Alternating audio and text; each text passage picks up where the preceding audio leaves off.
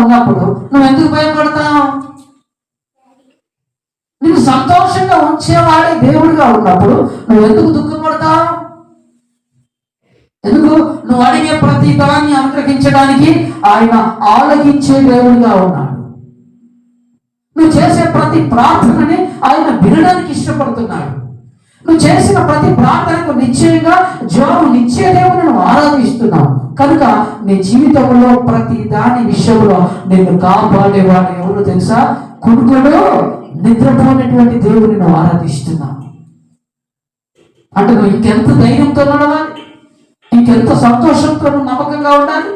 ఆపదలు రావనట్లేదు, కష్టం రాదనట్లేదు, శ్రమలు రాదనట్లేదు, క్రైస్తవులమైనందుకు నీకు బాధలు రావనట్లేదు.